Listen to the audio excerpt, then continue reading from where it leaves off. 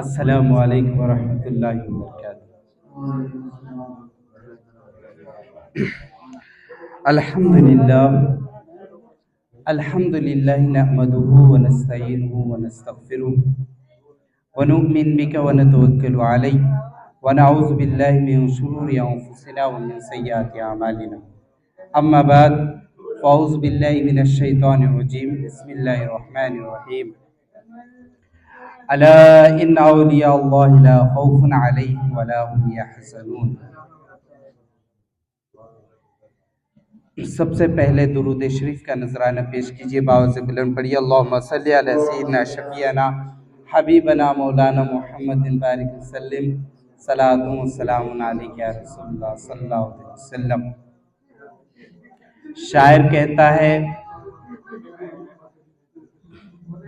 شاعر اپنے مخصوص انداز میں کہتا ہے کہ چلتی ہے بادشاہی فقیروں کے اشاروں پر، چلتی ہے بادشاہی فقیروں کے اشاروں پر، نہیں چلتی بادشاہی، نہیں چلتی فقیری بادشاہوں کے اشاروں پر۔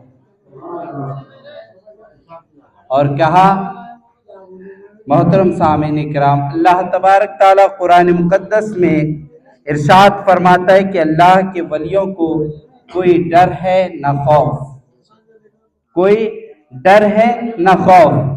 وہ علامہ اقبال نے ایک شعر کہا تھا، کہتے ہیں کہ خودی کو کر بلند اتنا ہر تقدیر سے پہلے، خودی کو کر بلند اتنا ہر تقدیر سے پہلے، خدا خود پوچھے بندے سے تیری رضا کیا ہے۔ کہنے کا مطلب یہی ہے کہ شاعر نے جو کہا ہے، جو شاعر کہہ رہا ہے کہ اس لیے کہہ رہا ہے کہ جو لوگ خدا کے ہو گئے ہیں خدا ان کا ہو گیا ہے۔ وہ شاعر نے کہا تھا، عشق کر سکتے ہو تو خدا سے کرو فراز، عشق کر سکتے ہو تو خدا سے کرو فراز، مٹی کے کھلونوں میں کیا رکھا ہے۔ عشق کر سکتے ہو تو خدا سے کرو فراز، جس نے عشق خدا سے کیا بتا ان کی مزاروں پر آج بھی لوگوں کا جھومر لگا ہوا ہے۔ عشق جو خدا سے کرتا ہے اس کا عالم یہ ہے کہ وہ باقاعدہ اس دنیا سے رخصت کر چکا ہے مگر وہ زندہ ہے۔ میرے امام نے کہا تھا، تو زندہ ہے واللہ تو زندہ ہے۔ یہ کس لیے کہا تھا؟ کہ جو رسول کائنات کی یادوں کو لے کر اس دنیا سے جاتے ہیں، کہ وہ زندہ ہے۔ سیدنا محبوب الہی دلی ہے، اللہ کے بڑے مقدس ولی ہیں محبوب الہی، یہ بادشاہوں سے کبھی نہیں ملتے تھے، بادشاہوں سے آپ کبھی نہیں ملے۔ تو محبوب الہی کی بارگاہ میں دلی کے وقت کا دلی کا بادشاہ ہے، وہ کہتا جب بھی آپ سے ملنے کے لیے کہتا تو آپ کہتے کہ مجھے بادشاہوں سے ملنے کے طریقے نہیں آتے۔ کہا کہ میرا بادشاہ جو ہے وہ اعلیٰ ترین ہے، میں اسی سے ملتا ہوں، اس کے علاوہ کسی سے نہیں ملتا۔ تو دلی کا بادشاہ بنا بتائے محبوب الہی کی بارگاہ میں آئے۔ اللہ کے ولی دلوں کے راز کو جانتے ہیں، کہا اللہ کے ولی دلوں کے راز کو جانتے ہیں۔ فقیری کیا ہوتی ہے؟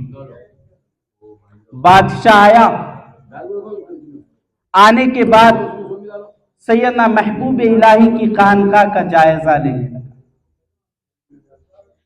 محبوب الہی کی خانقاہ کا جب بادشاہ جائزہ لیتا ہے تو کیا دیکھتا ہے؟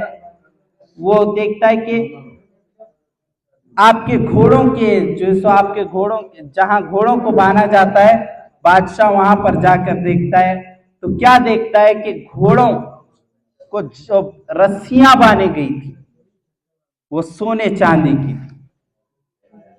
بادشاہ نے ایک خط لکھا حضرت کی بارگاہ میں، کہا بادشاہوں کے پاس بھی خزانے ہوتے ہیں اور فقیروں کے پاس بھی خزانے، بادشاہوں کے پاس بھی خزانے اور فقیروں کے پاس بھی خزانے۔ محبوب الہی نے ریٹن جواب میں لکھا، آپ لکھتے ہیں کہ بادشاہوں کے پاس جو خزانے ہوتے ہیں وہ چھپا کر رکھے جاتے ہیں، وہ اسی سے حکومت کرتے ہیں، اور کہا جو فقیروں کے پاس خزانے ہیں گھوڑوں کی پیروں میں ڈال کر رکھے جاتے ہیں۔ اب وہ سوچ میں پڑ گیا، پھر آتا ہے محبوب الہی کی خانقاہ کا جو راستہ ہے، وہاں پر دیکھتا ہے کہ فقیر فقراء حضرات وہاں پر ٹھہرے ہوئے ہیں۔ بادشاہ کو یہاں پر بھی شرارت سوچی۔ بادشاہ کہتا ہے کہ محبوب الہی، اے محبوب الہی، یہ کیا بات ہوئی؟ بادشاہوں کے پاس بھی سینک، فقیروں کے پاس بھی سینک۔ تو کہا کہ بات کیا ہے؟ کہا دونوں تو ایک ہی ہیں، اب تو مل لو۔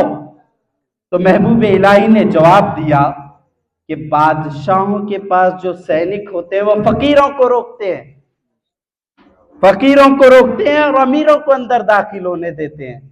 کہا ہمارے جو دربار میں سینک ہیں یہ بادشاہوں کو روکتے ہیں، فقیروں کو اندر آنے دیتے ہیں۔ اسی لیے شاعر نے کہا ہے کہ بادشاہی چلتی ہے فقیروں کے اشاروں پر، بادشاہی چلتی ہے فقیروں کے اشاروں پر، فقیری نہیں چلتی بادشاہوں کے اشاروں پر، فقیری نہیں چلتی۔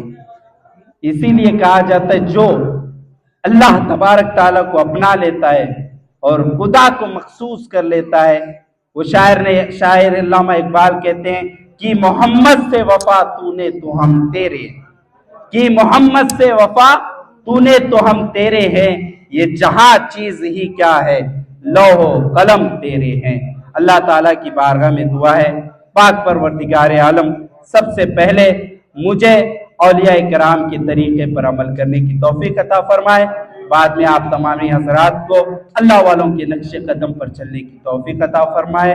استغفر اللہ ربی من کل ذنب و اتوب الیہ، وآخر دعوانا والحمدللہ۔